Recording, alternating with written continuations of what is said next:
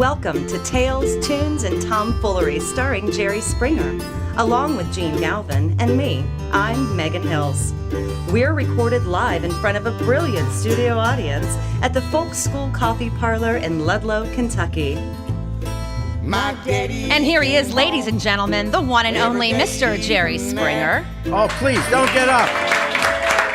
Please, thank you. Please, sit back down. Get a hold of yourselves. Yes. It gets, hey, what do you do for a living? Is that where you're taking it? That was I think so, smooth. but I think tell you what. No, because we just found out about it. Yeah, But This you isn't know, a joke. Megan, and some people know this, some of our listeners know this, some don't. But she has an advanced college degree. She has a degree. She has a master's degree from one of the best universities in America, Xavier University. No bias Did there, she James. get a chance to go to college? Oh, but Oh, turn on me. Anyway, Megan is in the HR field. Mm-hmm. So everybody that knows about Megan, that listens to this show, pictures what I would picture. You come in here often in a business suit and heels and getting off work, and that's what you do. Mm-hmm. And then at dinner, at the post-podcast dinner where Jerry and Megan and I have dinner each week, we learn, we just stumbled on it, Megan. Yeah. That what you do as an HR person with your new company, the name of which is? Proactive Safety. Proactive Safety. They now have to buy a commercial. And what They can't you afford do is you travel the country. Yep. I mean, what's really outrageous is you just said that tonight, after this podcast, Yep. you are traveling to Dayton, Ohio to do a training. Mm-hmm. And what hold do you up, hold up what you wear when you train. This My is high-vis vest. It's pretty sexy.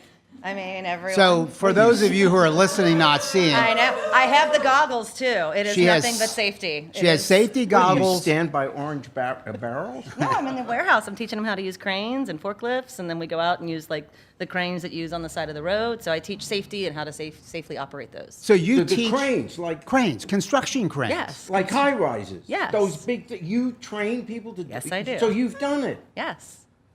That is amazing. That's amazing. That really is.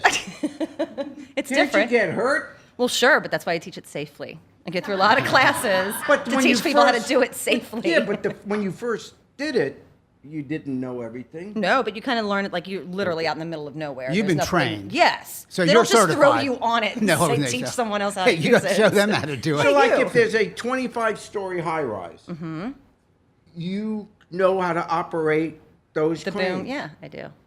And I can teach others to do it. That's what when I'm not here, that's what I'm doing, Jer. When you were 6 years old, is that what you wanted to be? Every day. On the way, on the way No. home from ballet dancing? I know. No, I wanted to be Miss America when I was 6 years old. Well, I know. You know a Donald guy? Trump. Yeah. No, You no, know this what? was not in the scope for me It at is the a time. great skill. Yeah. Oh, it's. It never- is a great skill to have. See, we have to teach Jerry how to use a mic. When you turn to talk to How am I Megan, going to use a crane? I don't know how to turn on the mic. Honey, no one asked you to use a crane. Trust you Hello, me. testing 1 2. Hey, Megan. Hey, Gene. I have been taking the position, as you know, in recent podcasts, that it is, and it's Jerry that pushes this, and I say it's wrong, it's against my values to have this promotion on our website, jerryspringer.com. Uh-huh. Would you like to date Megan? Yeah. Because That's at the your time, idea. That wasn't my idea. It was your idea. I never had such an idea. It was my Jerry idea. doesn't have any Yeah, ideas. that's It fair. was Gene's idea. Hey, yeah, right. Aw, So anyway, Jer. there is this promotion. Yeah. on And the website. it's been there since the beginning. Since the beginning. And when we put it up there, you weren't you were dating, but you didn't have like a steady relationship at the Correct. time. Yeah. Now you do. Yep. He's in the audience. He Frank. is. Say Hi, hello to Frank. Frank. Everybody say hello to Frank. Sorry, Frank.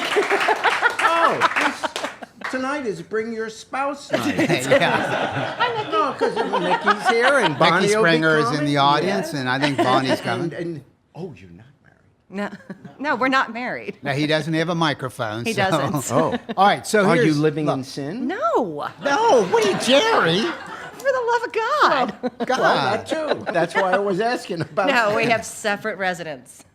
And that's We're not like you, Jerry. No. Mickey. Hey.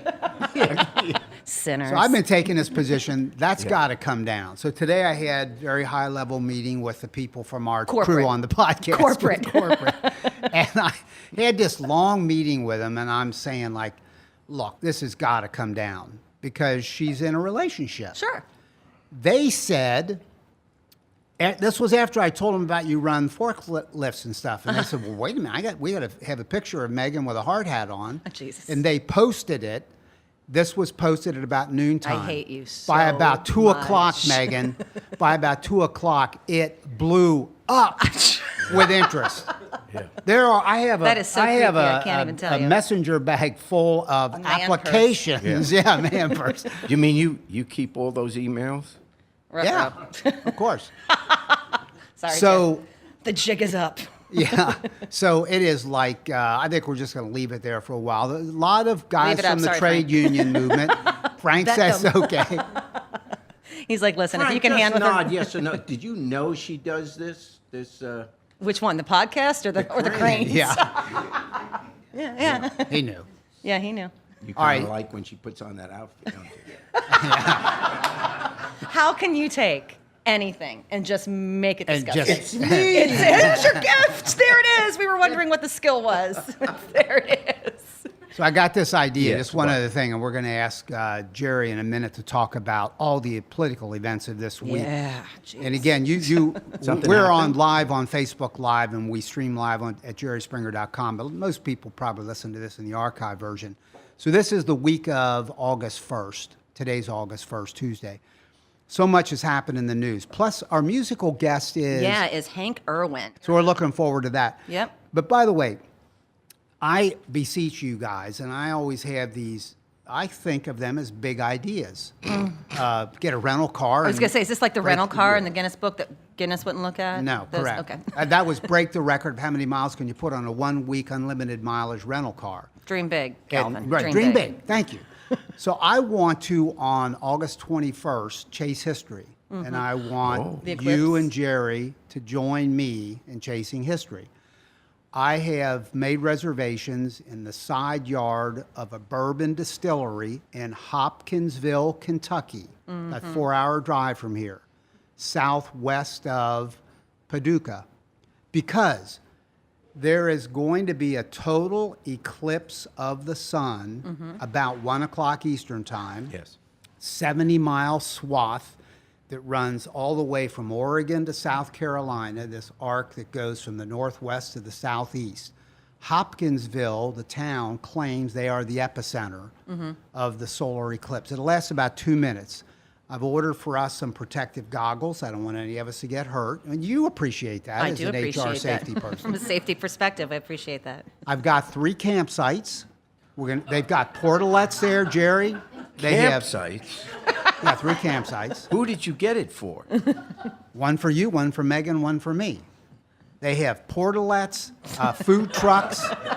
We're going to bring food He trucks doesn't know what in. any of these words mean. What is a portalette? It's a bathroom. It's a portable potty, Jerry. Portable potty. Why not just An outhouse? You know, an outhouse, the an hotel outhouse. doesn't have one? There aren't any hotels Hopkinsville, in Kentucky. Kentucky. No. But But anyway, this is going to be a big thing. Gee, I'm sorry, I won't be able to make it.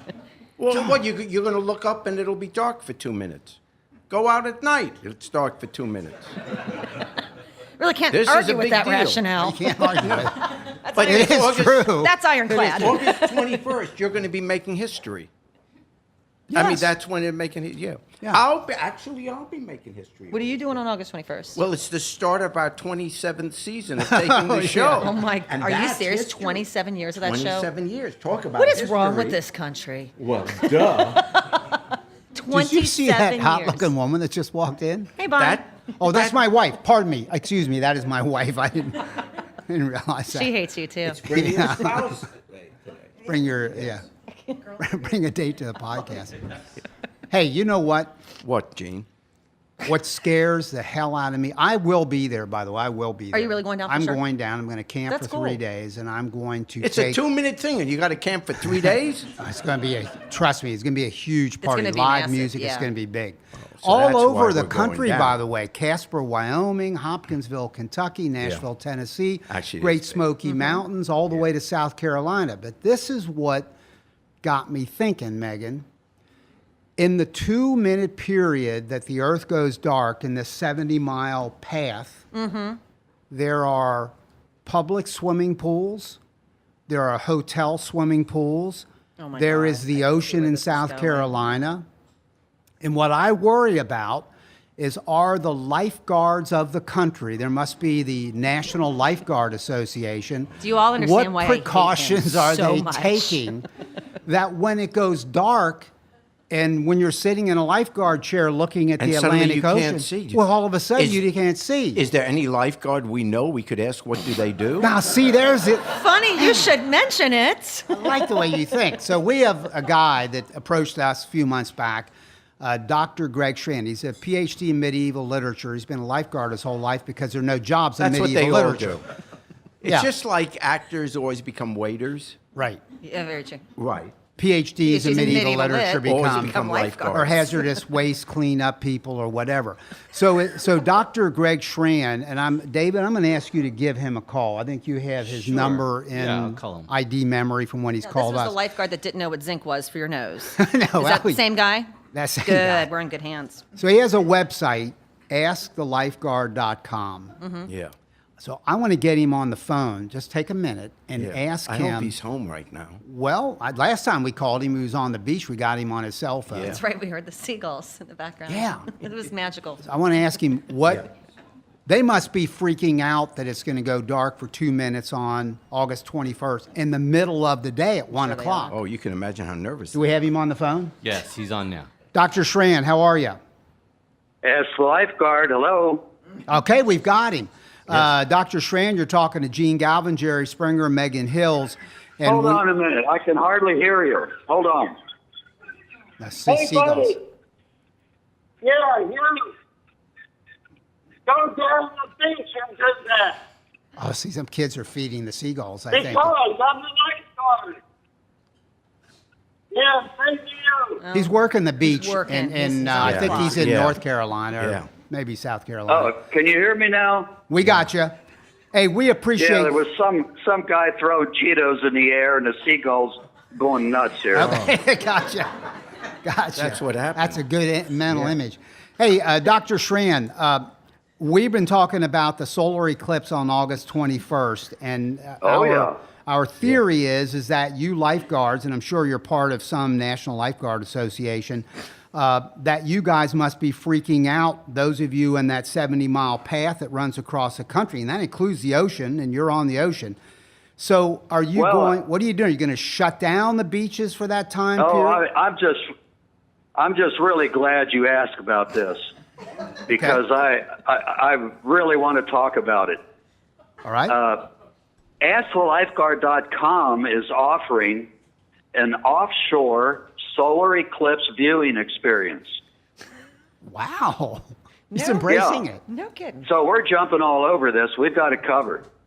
Well, what is that? what experience? is it? What is the offshore Well- experience? You well- drowning in the ocean? For $29.95, and that's cash only, by the way, cash only. Okay. $29.95. You get an air mattress and air and Wi-Fi and dark lens swim goggles, plus transportation to the viewing site. So what we're going to do is everybody will get on their air mattresses and hold hands, and we'll tow you out a mile or two off the shore of South Carolina, and we'll have a big party out there waiting for the solar eclipse, and you'll be the last people in the continental United States to see it. Wow. Because we'll be in U.S. waters. That's an excellent point. That is certainly something. Yeah. So it's going to be a really great party. We're going to meet at Folly Beach, which is south of Charleston, South Carolina. Okay. Now you can get all the well. The Coast Guard said we can't do this, so Everyone involved has said Yeah, I said absolutely that. no. you have to go to our sort of dark website to get the details. I got you. In deep So- state, yeah. Yeah, don't go to askthelifeguard.com. Gotta get the go dark to web. go to I can't believe it's not butter.com. Oh, see, he set up a front, a kind of a fake. And website. you can get all the information. Wow. I will point out that we are providing transportation towing you out about a mile or so. How do you get back? But well, you have to get back on your own because a lot of people will want to. Well, A lot that'll of keep people you want guys to stay busy. and party, and some will have to get back On quickly. the air mattresses in the ocean. Yeah. This has got no So issues. we'll kind of leave that up to you. But anyway, $29.95, and that's cash only. Well, We if it's understood that, yeah. cash only, why didn't you make it just $30? Because now people have to carry change. Well, we're coins, hoping they they'll give could've- us 240s, and we won't have change. No, It's a shrewd businessman there, sir. is there such a thing? There's no such thing as a Ford. There's no such thing as a Ford. No for I think this guy's coming back. Do they feeding make the smaller seagulls. bills than hundreds? Oh, shut up, Joe. Oh, I'm sorry. All right, thank you, Greg Schran, Dr. Greg Schran, AskTheLifeguard.com. Yeah, thank you very much. Always enlightening. That can't be legal, man. Can't be good. No. No, because Gonna be frowned You upon. can picture those little plastic air mattresses that you. Gene's like, let's do it. I mean, how would the Coast Guard know that this is happening? His AskTheLifeguard.com is a huge hit. Oh, it's unbelievable. It's Everyone's unbelievable. talking about Everybody's talking about it. Dozens of people. So, yeah. Everywhere. So, everybody knows about AskTheLifeguard.com. So, anyway, okay. Jerry, Gene? crazier than everything we just talked about probably are the events of this week. Yeah. So, set that up for us and then give us some thoughts, please. Well, to watch the media this past week has been the worst week of the Trump presidency with all the chaos that's going on. But then I realized, as you said, most people hear this a week or two later, so it won't be the worst week anymore because you know the next week's going to be worse. I mean, he never disappoints. Comments about the chaos in the White House aside, because I think it's almost a cover for the horrible things that are going on. In other words, our country is in trouble now, I would argue, not just because of the chaos in the White House. And it's not just because of the incompetence of the president. He obviously is incompetent. I mean, he could be your best friend. He could be your own dad or whatever. But you'd have to admit he's incompetent. He has no business being president. He doesn't know anything about these issues. Even if he didn't do bad things, he just doesn't know anything about it. You can't have a serious discussion with him about any political issue because he's not versed in it. It's not anything he ever studied. So we're in trouble, not just because of the chaos, not just because he's obviously incompetent. And by the way, this was the great deal maker. This deal maker, which on day one we were going to have a repeal and replace of Obamacare, this deal maker was going to get something done that's just going to be great. And he couldn't even get, with a Republican Congress, a Republican Senate, a Republican in the White House, a Republican Supreme Court, every agency under his control, all these federal employees, he couldn't even get the one vote necessary to have the repeal and replace. Now, let's all say thank you, God, for his incompetence. So I'm glad he wasn't able to do that. But, you know, where was this great deal maker? And the reason he has no ability to make a deal is because if you're going to make a deal in the area of public issues, you have to have knowledge. He calls a congressman in, he calls a senator in, and he wants to try to get their vote. Can you imagine what that meeting is like? These congressmen and senators, every single one of them, knows more about the issue than the president does.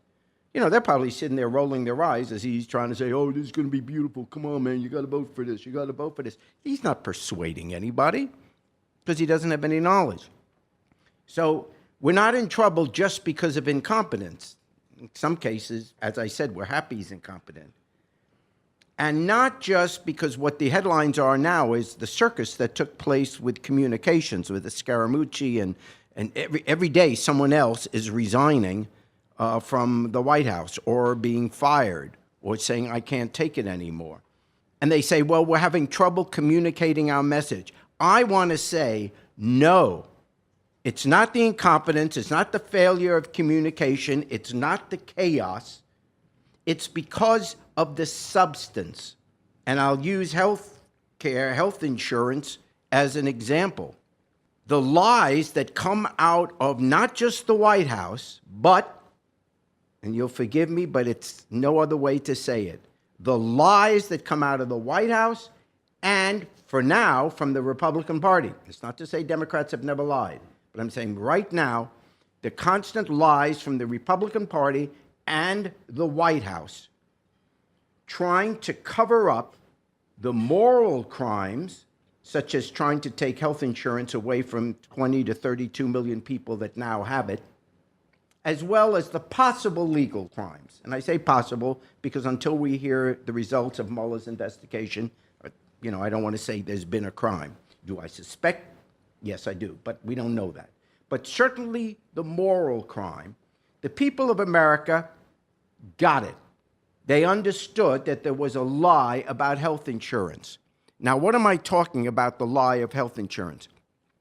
For 7.5 years, the Republicans have been saying as a mantra, we will repeal and replace Obamacare. That became the best way for a Republican to win office in America. Local office, state office, federal office. You're against Obamacare, the Republicans will cheer, we're voting for you. If you didn't say you were against Obamacare, you'd get beaten in a primary from your own party. That was it. Trump runs for office. Day one, we'll repeal and replace Obamacare. Day one.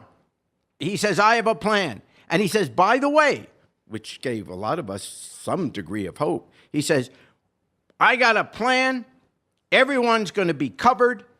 We'll have protection against pre-existing conditions. In other words, no insurance company can deny you coverage if you have a pre-existing condition. We're going to have that in there as well. We're going to lower your premiums. We're going to lower the deductibles. And everybody's going to be covered.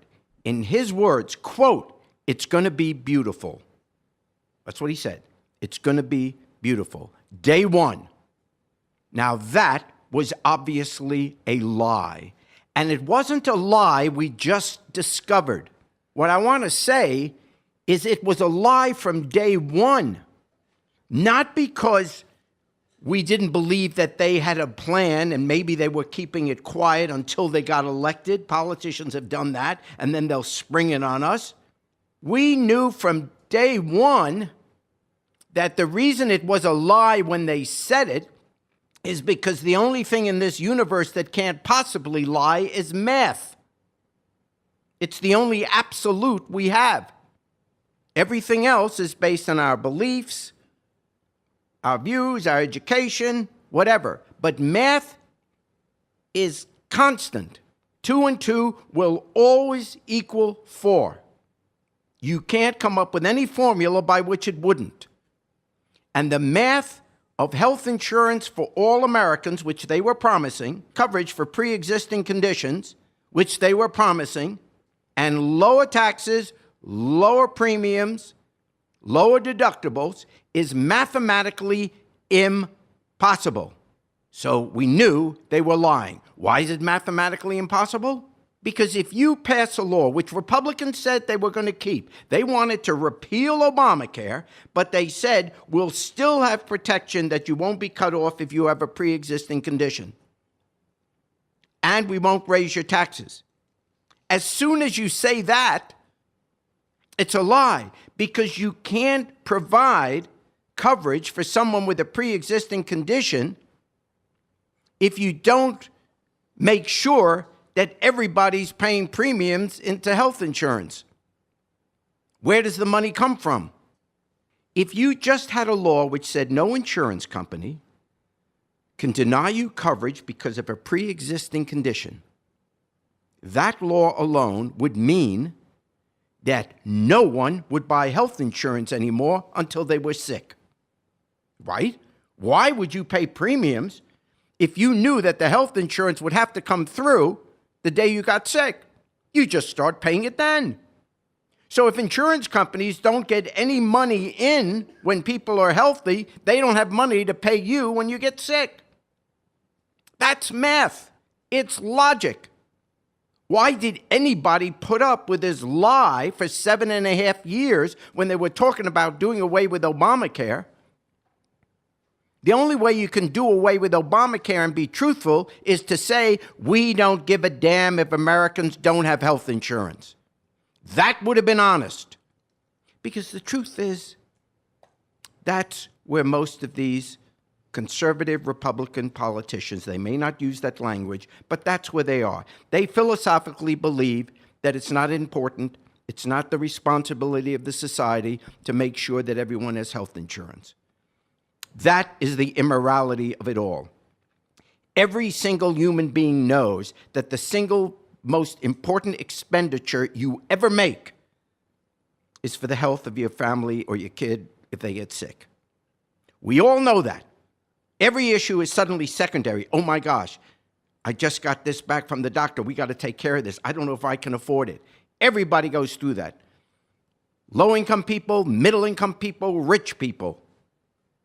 The most important expenditure. So if we love America, I'm assuming we therefore love Americans, how can you even think of promoting a law which says we're not going to make sure all Americans have health insurance? It's absolutely immoral, and you should not be able to run for political office in this country if you care so little about other Americans. And you can't come to me and say, well, that's our conservative philosophy. No. Life and death, that's not a philosophy.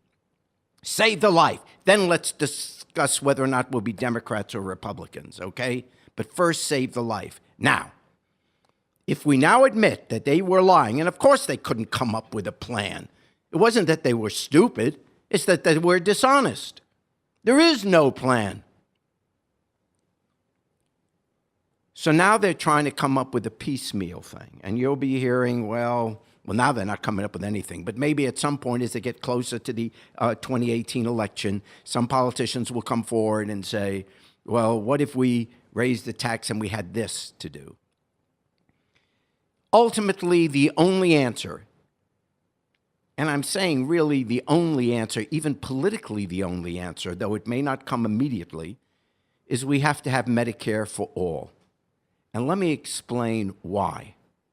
Medicare for all is obviously the simplest way to make sure everyone has health insurance. Right now you have the law and it says once you turn 65, you get Medicare. So if you just change that sentence and says once you're born, you get Medicare, that all of a sudden overnight everyone's covered. Will it cost more money? Yes. Yes. It'll be the first dollar you pay in taxes will be for health insurance. And then after everyone's covered, then we'll decide what we have money left to do. That's right. First, we make sure everyone in their family can live, and then we'll decide what we do with the rest of our budgets. So Medicare for all. But why do I say politically it works, even if it means taxes, particularly for people like me, are going to go up? The reason I say it is this. There is a conventional wisdom that is wrong today. How many times have you heard, whether you're a Democrat or a Republican, you do hear the question with these Trump voters, for example, because Trump voters, a lot of them came from rural, lower-income areas. Why are they voting for Trump? It seems to be against their interests. Why would you vote for someone where the health insurance is going away? They're the ones that really need it. They need the subsidies. Well, here's the conventional wisdom that we have wrong. We assume that Trump voters are these low-income people. Wrong. The median income of people who voted for Trump in 2016, the median, that means the number where half the people made more and half the people made less. See, if I said average income, that doesn't mean anything because you have a few people making billions of dollars that raises the average for all the rest of the people that are not making money. But when you say median, you literally mean half the people are above that amount, half the people that are below. You know what that number is? $72,000 a year. That's the median income of people who voted for Trump. So they're not this image we have of all these very low-income people. And that's the problem when you don't have Medicare for all. Because what happens, and I kind of understand it, you have people of very low income that under Obamacare, and even under Medicaid before Obamacare, were getting subsidies. And now you have a person that's making $50,000 a year, which isn't poverty, or $60,000 or $70,000 a year, and they're not getting any subsidies. And it's pretty tough to make ends meet even when you're making that. You got a family of four, you got expenses, you want your kid to go to college, you got something happen in the house, somebody gets sick, and they're not getting subsidies. So a resentment builds up from people that say, I am sweating every day at work, and I see someone come through this grocery line, and they're getting a subsidy, and they're getting their medical care. Why aren't we? My wife's working, I'm working, we're trying to make it ends meet. It's really difficult, and they build up a resentment. But if you had Medicare for all, everybody's getting it. No more class warfare. No more resentments. Well, those people. Do you wonder why no one gets angry about people getting Social Security? Because at a certain age, we all get it. Nobody gets angry about people 65 and older getting Medicare? Because we all get it. We could lessen the divisiveness of class warfare in this society if we took the single most important issue in our existence, which is health care, and made sure everybody had it. Democrats, Republicans, independents, before you ever go to the polls and vote again, ask yourself that question. Would you be okay if someone in your family couldn't get the health care they needed? Would that be okay? You would never say yes. And if you can't say yes to that, don't say yes when you go to the polls. Thank you.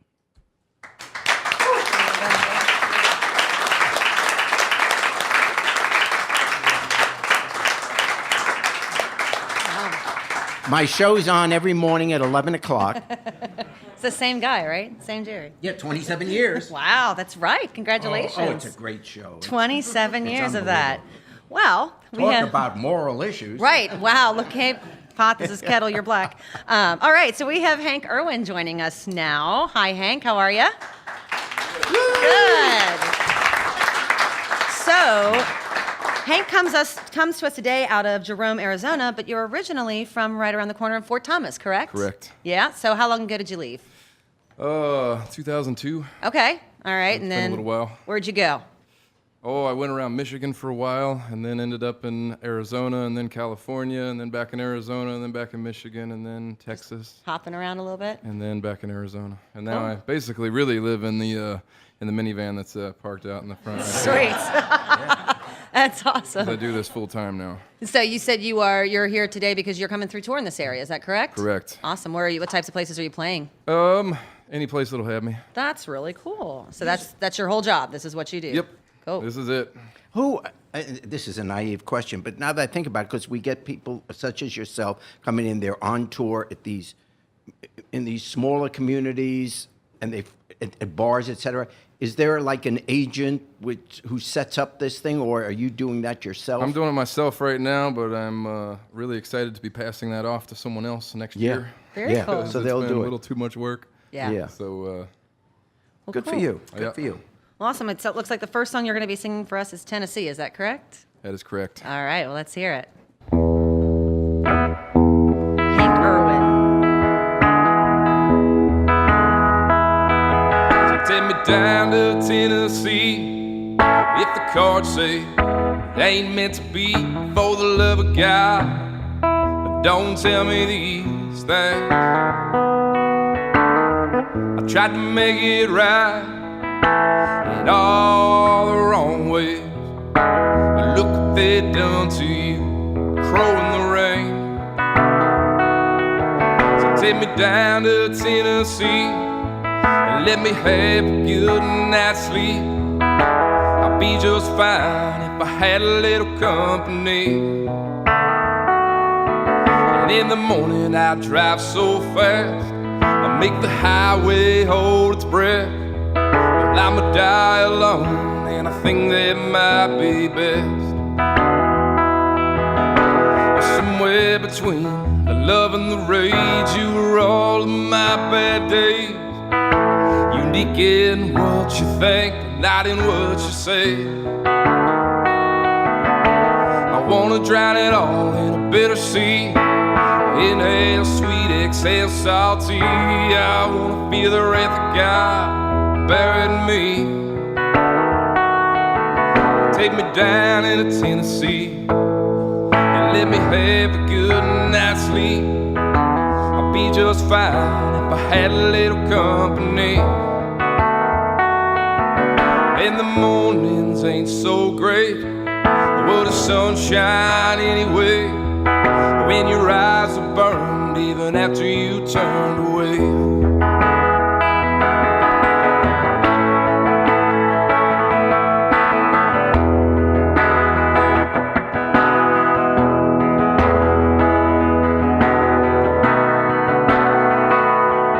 So take me down into Tennessee and let me have a good night's sleep. I'll be just fine if I had a little company. And in the morning I drive so fast, I make the highway hold its breath. Well, I'ma die alone, and I think that might be best. Well, I'ma die alone, and I think that might be best.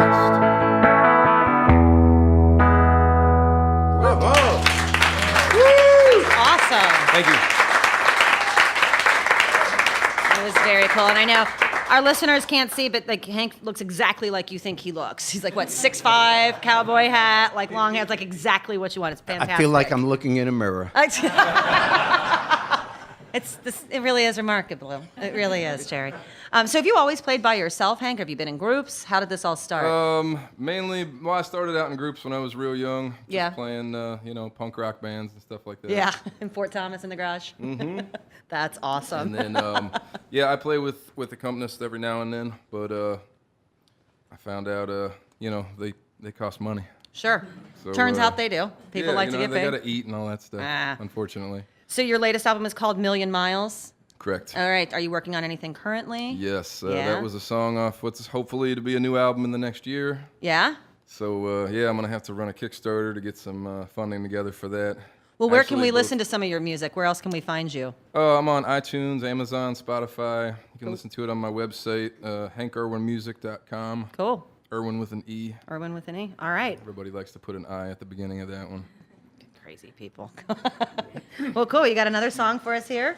Correct. Hell or Harlan, is that correct? Yep. All right. Well, let's hear it, man.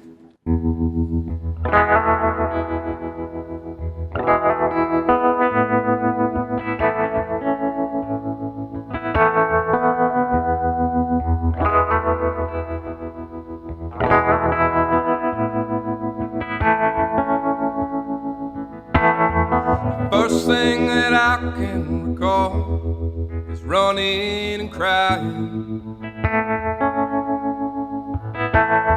Somewhere between true freedom and complete backwardness. Well, I got so stoned I forgot how to breathe. And you grabbed me tight and said, listen real closely. And I laid my back to the ground like it doesn't even matter. And I know I was mad. I know I was mad, but you must have been madder.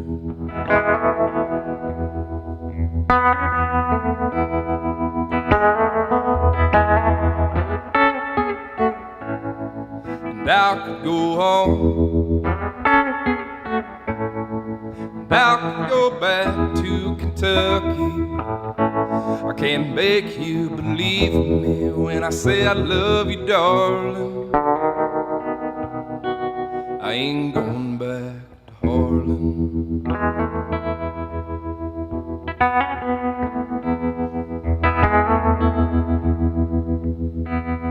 And all the words I said to you didn't do what they meant to. I wanna give up just to prove, 'cause I don't know how else to. The last thing that I can recall is the wind screaming in the siren, and you walking into the flood till you couldn't walk no farther.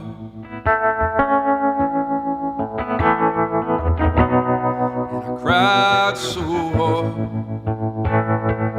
oh God, I cried so hard, but you must have cried harder.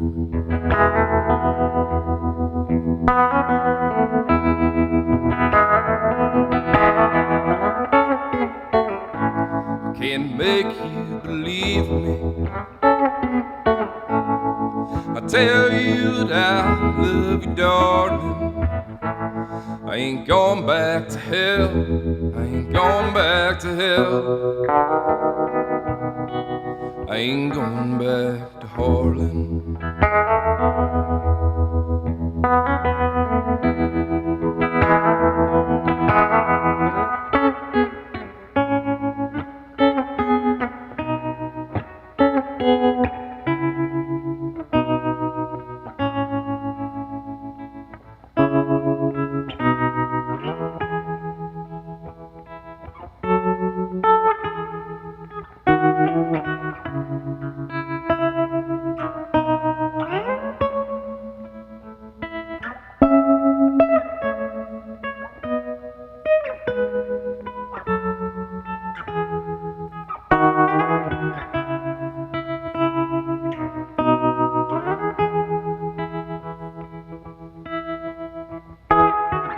And I could go home,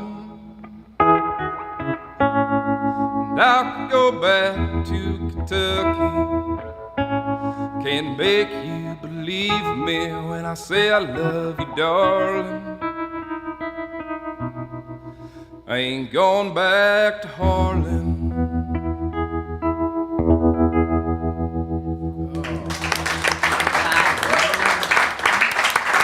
Really beautiful. Thank you. Really love that. So you can check out more of Hank at hankerwinmusic.com. And I have a question because I'm not a music person. Why does that guitar sound so different? Like, what is this? It's amazing. It's actually an electric guitar. Okay. I'm running through an amp and tremolo. That's the. Love it. It's beautiful. I hated really that loved it. effect when I was younger, and then Oh, I I think remember so. my parents always listened to. You all might know it from the intro of the Midnight Special Oh my God.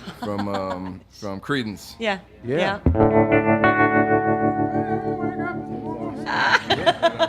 Yeah. Well, that's fantastic. But anyway, it grew on me as I got older. Love it. Well, do you mind taking us out on Down by the Riverside? And Sure. Jerry's gonna jump in. Sorry about that. I'll try to help you out. Yeah. Give you a little boost there, Hank. I'm gonna lay down by Burnham, down by the riverside, down by the riverside, down by the riverside. I'm gonna lay down by Burnham, down by the riverside. I ain't gonna study war no more. I ain't gonna study war no more. Ain't gonna study war no more. Ain't gonna study war no more. I ain't gonna study war no more. Ain't gonna study war no more. Ain't gonna study war no more. Gonna lay down my sword and shield down by the riverside, down by the riverside, down by the riverside. I'm gonna lay down my sword and shield down by the riverside, down by the riverside. You've been listening to Tales, Tunes, and Tomfoolery, recorded live at the Folk School Coffee Parlor in Ludlow, Kentucky. Thanks to Patrick Kennedy for writing our opening song, and to you for listening. Check out our website at jerryspringer.com. Ain't gonna study war no